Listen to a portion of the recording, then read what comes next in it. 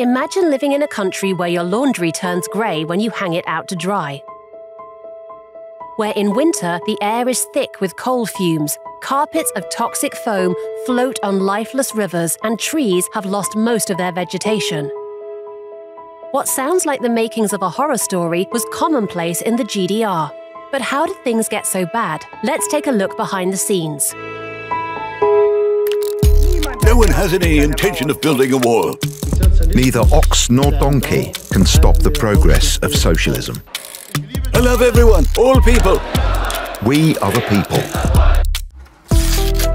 Since it was founded in 1949, the GDR has grappled with a fundamental problem. Lacking true political legitimization through the population, it had to offer its citizens a reasonable standard of living and provisions. To achieve this, it needed to raise industrial production at any cost.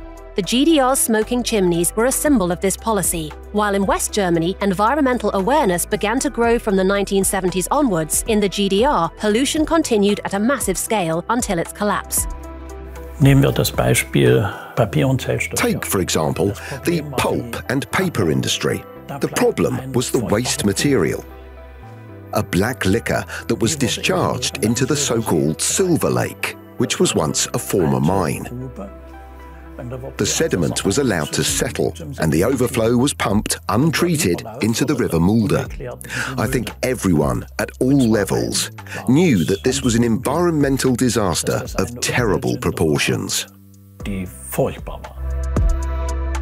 The waste byproducts of industrial production in the GDR systematically poisoned the natural environment. In Bitterfeld, site of the largest chemical plant in the GDR, entire regions were made virtually uninhabitable. Wastewater was disposed unfiltered into rivers and the Baltic coast, with disastrous consequences for flora and fauna. There were no air filters in car exhausts or in chimney stacks. The resulting acid rain destroyed entire stretches of woodland.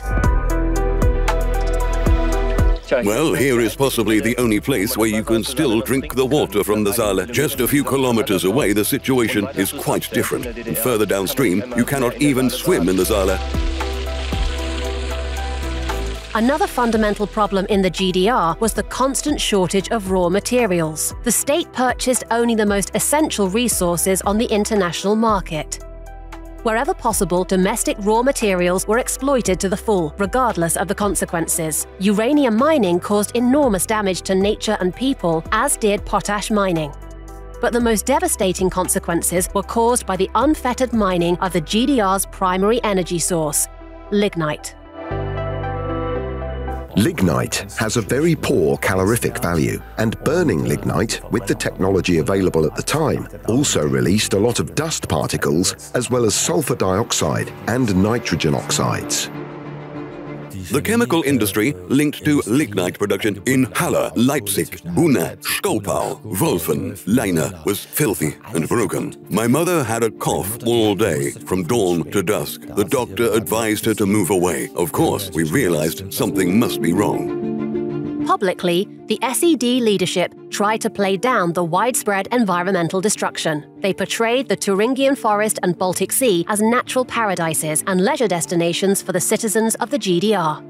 Young pioneers diligently collected waste paper and bottles to conserve resources and protect nature. In 1972, the GDR set up a Ministry for the Environment, but it was ultimately ineffective.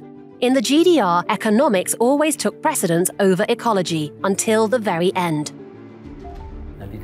The GDR was more thorough about taking measurements than the West. For example, one of the areas I worked on was pollution levels in the River Elbe, but the data disappeared. And the reason given was, first, we must get the economy up and running, and then we'll have the money to address environmental protection. And since the party and the government had full control over what the population should hear about, all media outlets were under state control, and there was no free and independent media, nothing came of it, of course. One particularly dramatic event made the existing situation even worse. The Chernobyl nuclear disaster in 1986 had a devastating effect on the environment in the GDR. Radioactive particles spread across large parts of the country, and the population was forced to live with the consequences of contamination.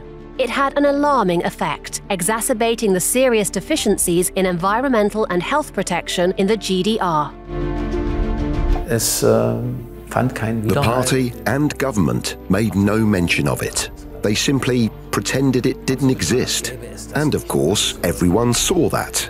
That they could not suppress.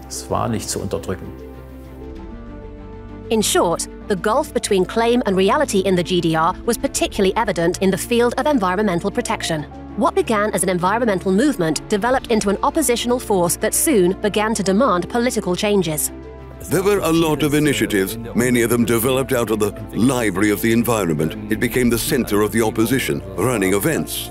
Groups from all over the GDR came to pick up newspapers, underground newspapers, facsimiled items, and also publications from the West.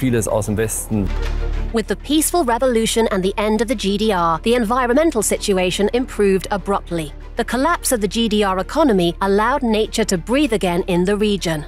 Billions were spent on cleanup operations in the 1990s to eliminate the worst environmental sins of the GDR, a long process that continues to this day.